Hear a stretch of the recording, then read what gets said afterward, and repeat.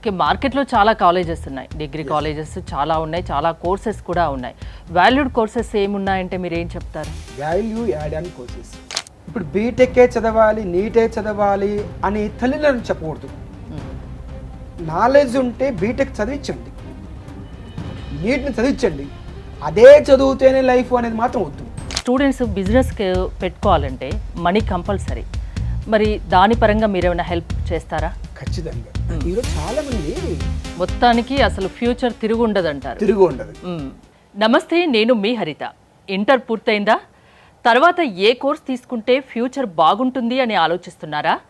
అయితే doctor Narayana degree కాలేజ్లో BBA with EDP course చేయడం వల్ల 100% జాబ్ గ్యారంటీ అంటున్నారు doctor Narayana degree college chairman doctor Narayana గారు. వారితోనే మాట్లాడదాం.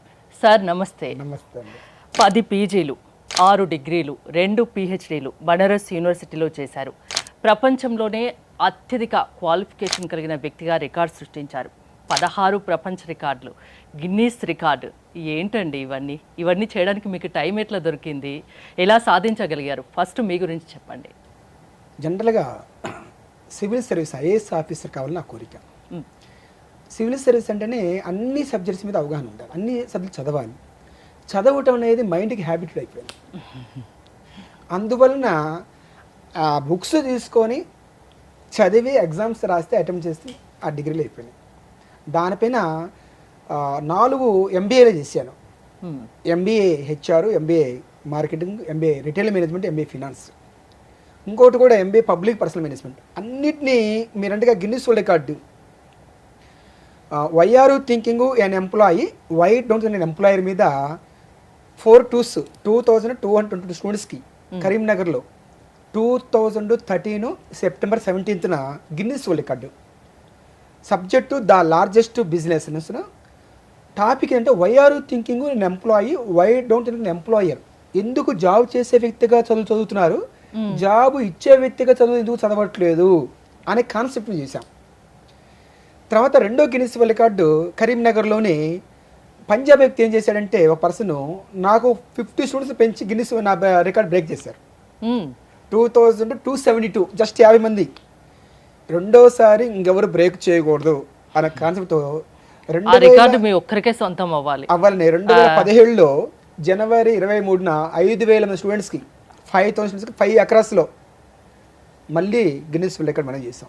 ఈ గిన్నిస్ వరల్డ్ రికార్డ్స్ కానీ, లిమ్కా బుక్ ఆఫ్ రికార్డ్స్ కానీ, ఈ పీజీ మొత్తం నాకు ఏమంటే కంట్రీ మొత్తం మీద నేనేం చేసిన కాశ్మీర్ కన్యాకుమారికి 10 years ఎవ్రీ ఇయర్ ప్రతి స్టేట్కి ఎక్కడెక్కడ ఎలాంటి ఇండస్ట్రీస్ ఉన్నాయి దానిపైన రీసెర్చ్ చేశాను.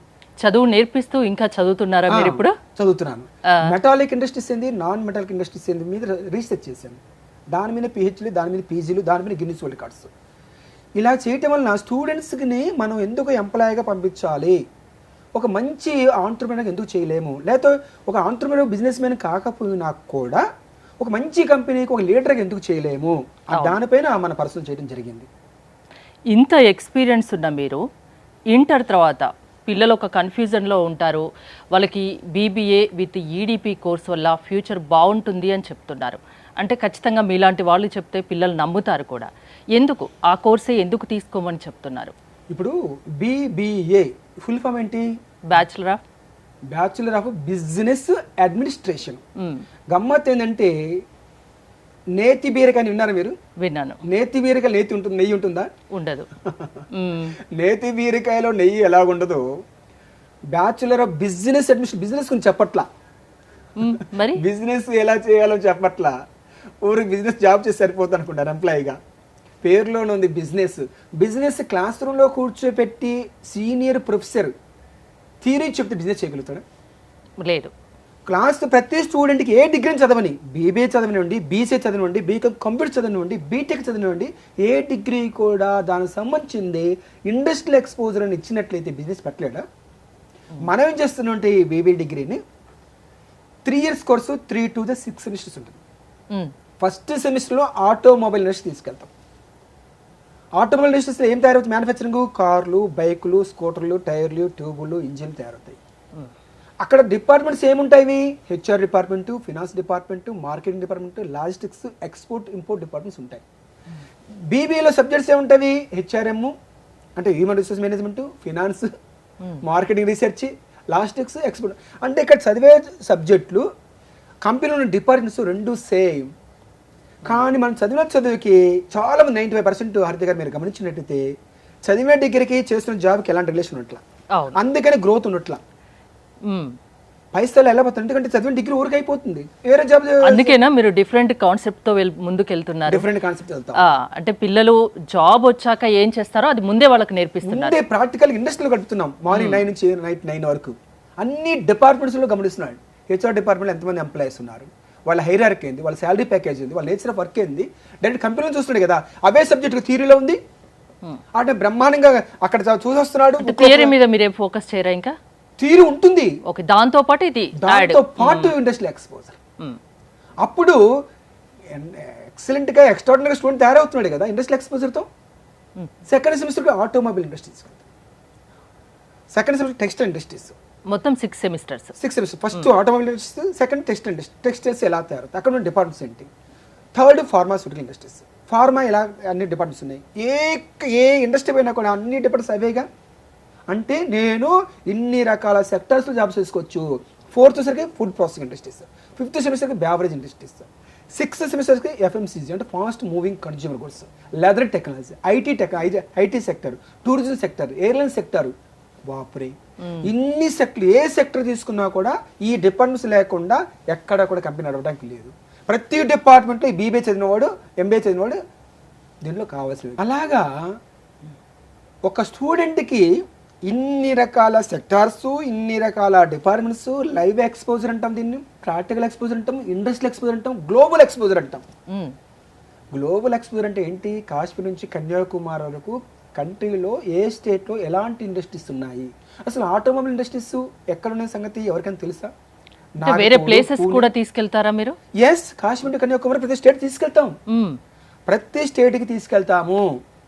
మార్కెట్లో చాలా కాలేజెస్ ఉన్నాయి, డిగ్రీ కాలేజెస్ చాలా ఉన్నాయి, చాలా కోర్సెస్ కూడా ఉన్నాయి. వాల్యూడ్ కోర్సెస్ ఏమున్నాయంటే మీరు ఏం చెప్తారు? Value add on courses. ఇప్పుడు ఏఐ చాలా డిమాండ్లో ఉంది, ప్రపంచం అంతా ఏఐ నడిపిస్తుంది, ఆర్టిఫిషియల్ ఇంటెలిజెన్స్ అది ఇస్తున్నాం. ఈవెంట్ మేనేజ్మెంట్ కోర్సు, ఇవాళ ఈవెంట్ మేనేజ్మెంట్ కోర్సెస్ కొన్ని క్రోర్స్ సంపాదిస్తున్నారు, దాని మీద అవగాహన కల్పిస్తూ ఉన్నాం. డిజిటల్ మార్కెటింగ్ ఇలా చాలా డిమాండ్లో ఉంది, డిజిటల్ మార్కెటింగ్ నేర్పిస్తున్నాం.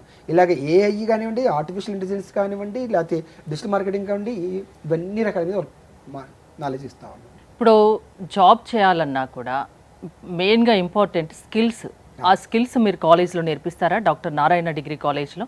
Yes, 100% skills. ఆ స్కిల్స్తో పాటు ఇండస్ట్రియల్ ఎక్స్పోజర్. ఇప్పుడు ఇంటర్ పూర్తయిన వాళ్ళు ఖచ్చితంగా బీబీఏ విత్ ఈడిపి చేయడం వల్ల ఎలాంటి బెనిఫిట్స్ ఉన్నాయి, అది డాక్టర్ నారాయణ కాలేజ్లో చేయడం వల్ల ఎలాంటి బెనిఫిట్స్ ఉన్నాయంటే ఏం చెప్తారు? బీబీ అంటే ఇప్పుడు చెప్పుకున్నాం, bachelor management with EDP. EDP అంటే ఈ అంటే ఆంట్రప్రినర్, డి అంటే డెవలప్మెంట్, పి అంటే ప్రోగ్రామ్. ఆంట్రప్రినర్ అంటే ఎవరు? 10 మందికి జాబ్ ఇచ్చే వ్యక్తిని ఆంట్రప్రినర్ అంటారు, లేకపోతే బిజినెస్ మెన్ అంటారు. జాబ్ చేయడం గొప్ప, ఇవ్వడం గొప్ప? ఇవ్వటం చేయటం రెండు గొప్పే కదా. రెండు గొప్ప. రెండిట్లో కంపేర్ చేస్తే ఏది గొప్ప? ఇవ్వటం గొప్ప.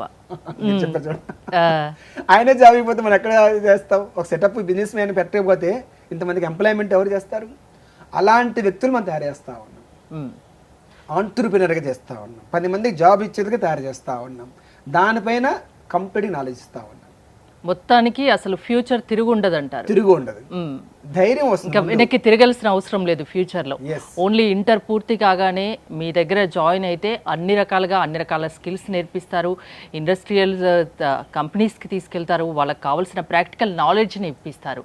సో ఇప్పుడు మీ దగ్గర జాయిన్ అవ్వాలంటే ఎలాంటి స్టూడెంట్స్కి మీరు వెల్కమ్ చెప్తారు? ఇష్టం ఉంటే చాలు, నేను ఏదైనా సాధిస్తాను, నాకు చేయూతనైతే ఇచ్చేవాళ్ళు కావాలి, చేయూతనైతే ఇచ్చేవాళ్ళైనా అందిస్తే నేను ఉన్న స్థానానికి వెళ్తానన్న వ్యక్తి చాలు మన దగ్గర. అదే క్వాలిఫికేషన్. ఎలాంటి వాళ్ళని తీర్చుతాం కాదు, ఇష్టం అనేది కావాలి, ప్యాషన్ కావాలి. ఇష్టము, లైక్ అండ్ ప్యాషన్ రెండు అంటే బంపర్కి తీసుకెళ్తాం. ఎక్కడెక్కడ ఉన్నాయండి మీ బ్రాంచెస్? ఇక్కడ బ్రాంచెస్ మన కోకటపల్లి, సికింద్రాబాద్, షామీర్పేట, అల్వాల్లో ఉన్నాయి. అడ్మిషన్ స్టార్ట్ అయ్యాయా? అడ్మిషన్ స్టార్ట్ అయిపోయినాయి, తొందరగా క్లోజ్ కూడా కాబోతా ఉన్నాయి. ఓకే, స్టూడెంట్స్ కానీ వాళ్ళ పేరెంట్స్ కానీ మీరు ఏం చెప్తారు ఈ సందర్భంగా? స్టూడెంట్ని బరువు పెట్టొద్దు. నేను చెప్తుందంటే ఇప్పుడు బీటెక్కే చదవాలి, నీటే చదవాలి అని తల్లిదండ్రులు చెప్పకూడదు. నాలెడ్జ్ ఉంటే బీటెక్ చదివించండి, నీట్ని చదివించండి. అదే చదువుతేనే లైఫ్ అనేది మాత్రం వద్దు. ఇష్టం లేదు స్టూడెంట్కి, పేరెంట్స్ ఫోర్స్ చేస్తూ ఉన్నారు. అది చదవలేడు కదా, బ్యాక్లాగ్ సబ్జెక్ట్స్ ఉంటాయి కదా. ఒక బీటెక్ చదివి చదవలేని వాడిని గురించి మాట్లాడుతున్నాం. ఆర్డినరీగా ఉండే బదులు అతనికి చదవే ఇష్టపడే కోర్సు చదివిస్తే ఎవరైతే ఆ బీటెక్ క్లవర్స్ ఉంటారో అదే లెవెల్ మనోడు వెళ్తాడు కదా, ఆ స్థాయిలో వెళ్తాడు. అంటే మనం చేయలేదంటే స్టూడెంట్కి ఏ రంగంలో, ఏ సెక్టర్లో, ఏ డిగ్రీ ఇష్టపడి తను ఇష్టపడే చదివిస్తే ఇష్టంగా చదివింది ఏ చిన్న డిగ్రీ అయినా టాప్లోకి వెళ్తాడు. ఆర్డర్గా ఉండి దాంట్లో ఆర్డర్గా ఉంటాడు. ఎందుకంటే దాంట్లో వెనకబడి ఉన్నాడు కదా, ఆ టెక్నాలజీలో రాలేడు. రాణించినోడు కూడా అదే కోరుకున్నాడు పేరెంట్. స్టూడెంట్ కూడా అందులో జాబ్స్ వస్తేమో చదవలేకపోతున్నాడు. జాబ్స్ ఉన్నాయి కానీ మనోడు రాణించలేడు కదా, నాలెడ్జ్ లేదు కదా. అందులో లేనప్పుడు దేంట్లో మనం రాణించగలుగుతామో దాంట్లో టాప్లోకి వెళ్ళొచ్చు కదా. మీ దగ్గర ఇంకా ఎలాంటి ఫ్యాకల్టీ ఉన్నారండి? సీనియర్ ఫ్యాకల్టీ, ఇండస్ట్రియల్ ఎక్స్పోజర్ ఉన్న ఫ్యాకల్టీ, స్టూడెంట్స్తో పాటు మన ఫ్యాకల్టీ కూడా పంపిస్తాం. వాళ్ళతో 10 days north India, south India and middle India, east India, west India వెళ్ళినప్పుడు స్టూడెంట్ ఫ్యాకల్టీ ఖచ్చితంగా ఉండాల్సిందే. ఇంట్రెస్ట్ ఉన్న ఫ్యాకల్టీ ఉండాల్సిందే. వాళ్ళకి ఇంట్రెస్ట్ కలుగుతుంది. ఎందుకు తిరిగే ప్రోగ్రాం కాదు, ఎవరికి ఇష్టం ఉండదు బయట ప్రపంచం చూడడానికి కోసం హ్యాపీగా బ్రహ్మాండం చేస్తాం. స్టూడెంట్స్ని అన్ని విధాలుగా తయారు చేస్తాము, వారికి కావాల్సిన స్కిల్స్ నేర్పిస్తాము, ప్రాక్టికల్గా కూడా అన్నీ చూపిస్తాము అంటున్నారు. మరి స్టూడెంట్స్ బిజినెస్ పెట్టుకోవాలంటే మనీ కంపల్సరీ. మరి దాని పరంగా మీరు ఏమైనా హెల్ప్ చేస్తారా? ఖచ్చితంగా. ఈరోజు చాలామంది బిజినెస్ పెట్టుకోవడానికి ఎందుకు భయపడుతున్నారంటే, నా దగ్గర డబ్బు లేదు కదా, నారాయణ సార్ నో తెరిస్తే బిజినెస్ పెట్టండి, లీడర్ కాండి, ఒక ఆంటర్ప్రెన్యూర్ మాట్లాడతారేంది, డబ్బులు ఉంటే మేము ఎందుకు అవుతాం, డబ్బు లేకనే కదా మేము జాబ్ చేసేది. డబ్బు ఉంటేనే బిజినెస్ పెట్టగలవారు ఎప్పుడు పెట్టలేరు. డబ్బు ఉన్న వాళ్ళు ఎవరు బిజినెస్ పెట్టలేని దొరకు. అసలు అందరి చరిత్రలు చదవాలండి, అదే కదా మనం నేర్పిస్తుంది. బిజినెస్ మ్యాన్ ఎవరైనా సొంత డబ్బుతో పెట్టి స్టార్ట్ చేశారా? కాదు. గవర్నమెంట్ చాలా రకాల ప్రొవైడ్ చేస్తుంది మనకు. ఇక్కడ మనకు MSCME అని ఉంది. మనకు ప్రతి ఈచ్ స్టేట్కి ఒకటి ఉంటుంది. మన హైదరాబాద్ బార్నగర్లో ఉంది. MSCME full form micro small medium enterprise. ప్రతి స్టేట్కి ఒక NSIC ఉంటుంది, నేషనల్ స్మాల్ ఇండస్ట్రీ కార్పొరేషన్ అని. ప్రతి స్టేట్కి ఒక KVIC ఉంటుంది, ఖాదీ విలేజ్ ఇండస్ట్రీ కమిషన్ అని. ప్రతి స్టేట్కి ఒక KVIB ఉంటుంది, ఖాదీ ఇండస్ట్రీ బోర్డు అని. అది మనకు మేదీపట్నంలో KVIC నాంపల్లి గాంధీభవన్లో ఉంది. ఇలాగా NSIC మనకు ECLలో ఉంది హైదరాబాద్లో. అయితే ప్రతి డిస్టిక్ ఒక DIC ఉంటుంది, డిస్ట్రిక్ట్ సెంటర్. మనం ఒక బిజినెస్ పెట్టుకోవడానికి గవర్నమెంట్ స్కీమ్స్ ఉంది. Minimum 25 lakhs, no security, no surety, no collateral security. మనం ఒక 1 lakh 2 lakhs ఫ్రెండ్స్ దగ్గర కానీ ఎక్కడైనా రిలేటివ్స్ దగ్గర తీసుకుంటే ఏమంటారు, ఒక చెక్ ఇవ్వండి, ఒక ప్రామిసరీ నోట్ రాయండి, మంత్లీ 2 rupees లేక ఇంట్రెస్ట్ ఇవ్వండి అని అడుగుతారు కదా. కానీ గవర్నమెంట్ ఇవ్వండి అడగదు. అడగకుండా ఒక్కొక్క 25 lakhs మినిమం. 4 students కలిస్తే 25 lakhs 1 year పెట్టి ఒక స్టార్ట్అప్ కంపెనీ చేసుకోవచ్చు కదా.